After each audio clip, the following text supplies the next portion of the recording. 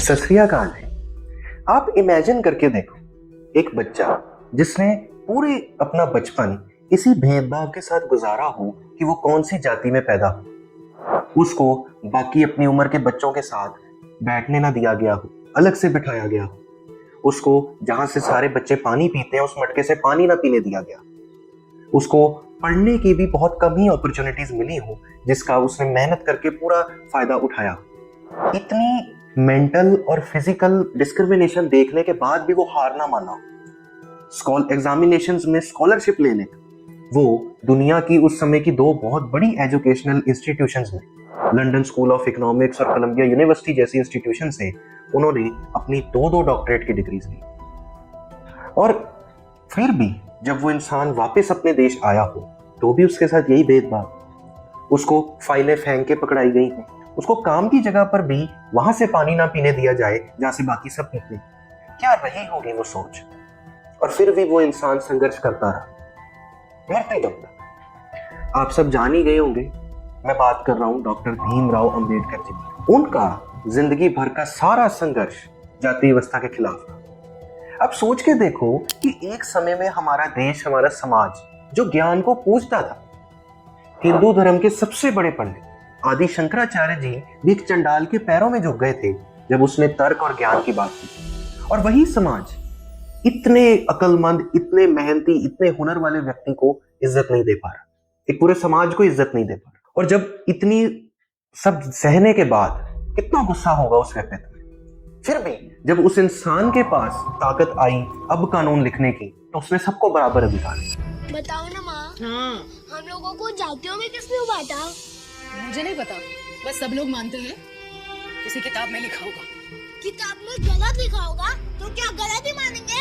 जिस दिन मैं किताब लिखूंगा सबको बराबर खाऊंगा। इसमें उनकी महानता नजर आती है। और इसी संविधान के ऊपर मैंने भी अब तक अपने चैनल पर 2 वीडियोस डाली, एक इंट्रोडक्शन और एक प्रीएम्बल के बारे में। अगर आप जानना चाहते हो तो देख सकते। तो उनके इस जाति व्यवस्था के संघर्ष को शुरुआत से समझने के लिए उनके विचारों के थ्रू मैं आज बात करने जा रहा हूं उनके एंथ्रोपोलॉजी के 1916 के पेपर के बारे में, जो है कास्ट इन इंडिया या भारत में जाति व्यवस्था। एंथ्रोपोलॉजी एक विज्ञान का विषय है जिसके अंदर मनुष्य के विचार, उसके विकास, इन सब चीजों के बारे में शोध किया जाता है। वो इस विषय के विद्यार्थी हैं। इस पेपर में उन्होंने बहुत ही तार्किक और वैज्ञानिक ढंग के साथ जाति व्यवस्था को हमारे सामने रखा। मेरा इस पेपर को डिस्कस करने का भी यही रीजन है कि हमारे समाज के अंदर धर्म, महापुरुष, फलसफाकार, राजनेता, कई लोग जिन्होंने समाज की, देश की समस्याओं को खत्म करने की कोशिश की है पर अभी तक सफलता प्राप्त नहीं हो सकी। अब विज्ञान का युग है, तर्क का युग है। और मैं मानता हूं हर क्रांतिकारी के पास विज्ञान और तर्क उसके 2 सबसे बड़े हथियार। तो अगर हमने जाति व्यवस्था की इस समस्या का हल ढूंढना है तो पहले इसको समझना पड़ेगा। और समझना भी कोई धार्मिक तरीके से नहीं, कोई जज्बातों से नहीं, तर्क से, विज्ञान से।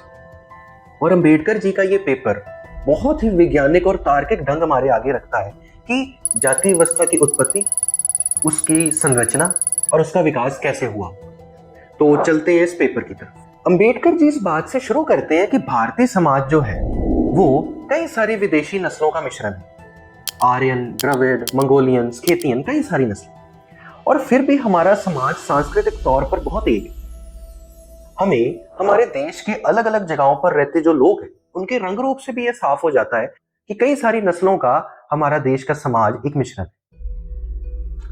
अंबेडकर जी इसको हमारे समाज की एक बहुत बड़ी पहेली भी बताते हैं कि एक सांस्कृतिक तौर पर इतना जुड़ा हुआ समाज अपने साथ साथ जाति व्यवस्था जैसे बंटवारे को साथ कैसे लेके चलता है। अंबेडकर जी आगे 3 विद्वानों की जो जात की परिभाषा है उसको लेकर चलते हैं और उनकी तुलना के साथ एक परिभाषा निकालते हैं कि जाति अपने कोर में, अपने मर्म में क्या होगी।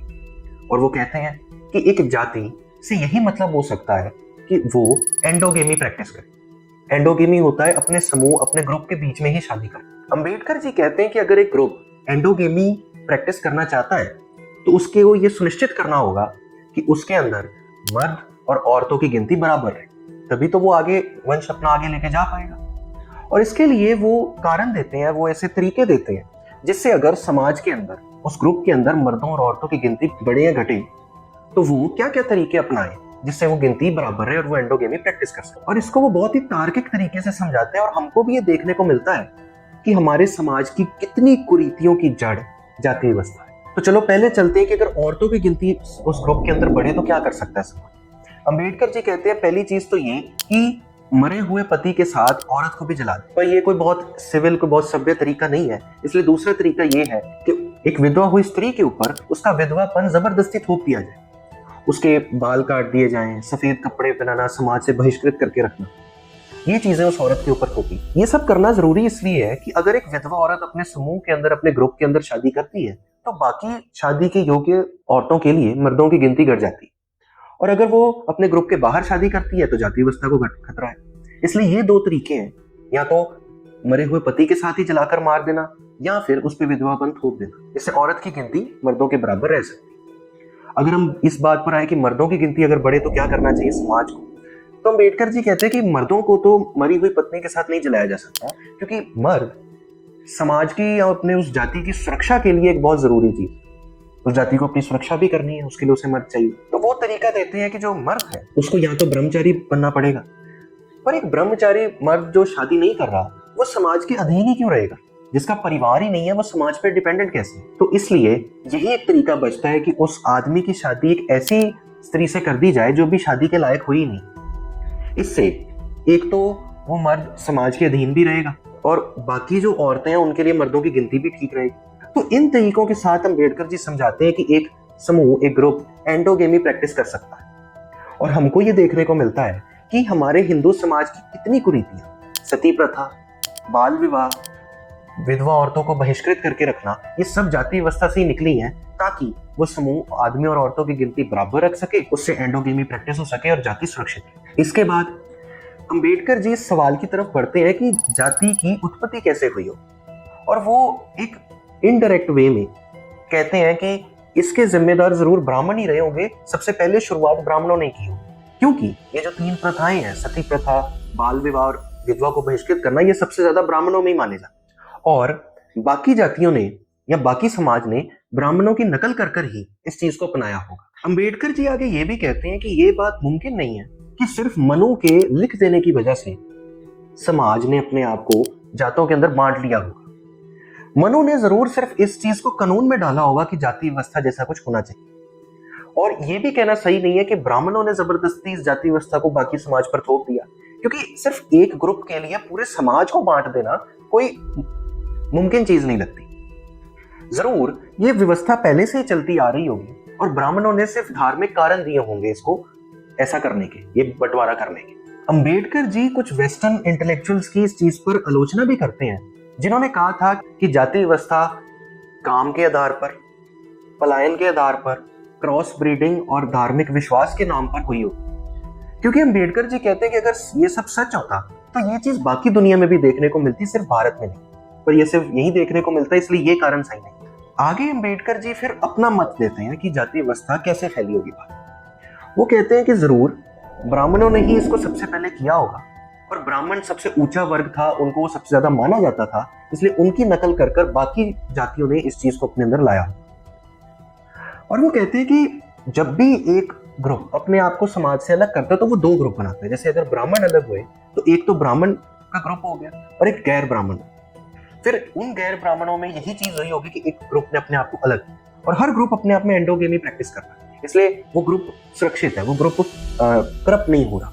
और इसी चीज को बार बार करते गए वो समाज के अंदर एक जाति की व्यवस्था फैल। उससे पहले जरूर ये जाति व्यवस्था गुणों के आधार पर होती होगी, पर फिर ये जन्म के आधार पर होगी, क्योंकि जैसी एंडोगेमी प्रैक्टिस होने लग गई तो फिर वो एक जन्म से ही निर्धारित जाति बन गई। अंबेडकर जी उन इंटेलेक्चुअल्स की भी आलोचना करते हैं जो इंटेलेक्चुअल्स ये कहते थे कि भारत के अंदर जो जाति का भेदभाव है और यूरोप या वेस्टर्न देशों के अंदर जो रंग के कारण भेदभाव है वो एक ही जैसा है। और वो ये भी कहते हैं कि जो वेस्टर्न इंटेलेक्चुअल्स ये मानते हैं कि जाति व्यवस्था एक बहुत हल्की व्यवस्था है और इसका समाज पे बहुत प्रभाव नहीं है, ये चीज बिल्कुल गलत है, क्योंकि अगर इसका प्रभाव ना होता तो इतने सालों तक इतना एक बंटवारे को कायम रख पाना ये कोई आसान काम नहीं। कितने हजारों सालों की ये व्यवस्था चलती आ रही है, इसलिए जाति व्यवस्था जरूर समाज के अंदर बहुत प्रभाव रखती है, भारतीय समाज के। और अंत में अपने पेपर को खत्म करते हुए अंबेडकर जी कहते हैं कि जाति व्यवस्था एक सामाजिक सृजना का नतीजा है, एक सोशल एवोल्यूशन है और इस चीज को, इस व्यवस्था को विज्ञान और तर्क से ही समझना चाहिए और इसका हल भी वैज्ञानिक और तार्किक तरीके से ही निकलेगा। तो ये था अंबेडकर जी का पेपर कास्ट इन इंडिया या भारत में जाति व्यवस्था, जिसमें पहले उन्होंने जाति की एक परिभाषा दी एंडोगेमी के थ्रू, फिर समझाया कि समाज के अंदर एंडोगेमी प्रैक्टिस कैसे हो सकती है, हमको कई कुरीतियों के बारे में पता चला जो जाति व्यवस्था से ही निकली होंगी, और हमें फिर ये पता चला कि ये जो जाति व्यवस्था ये फैली कैसे, ये उत्पत्ति इसकी कैसे हुई, और हमको कुछ वेस्टर्न इंटेलेक्चुअल्स जिन्होंने जाति के कुछ कारण दिए उनकी क्रिटिसिज्म्स भी देखने को मिले, जो अंबेडकर जी ने बड़े ही तार्किक और वैज्ञानिक तरीके से ये सारी बात हमारे आगे रखी।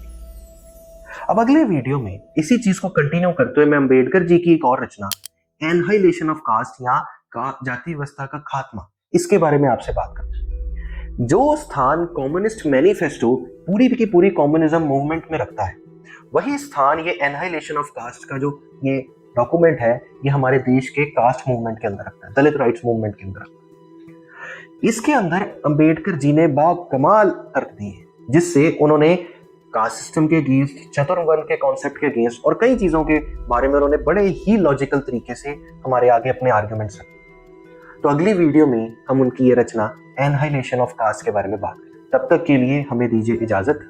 धन्यवाद।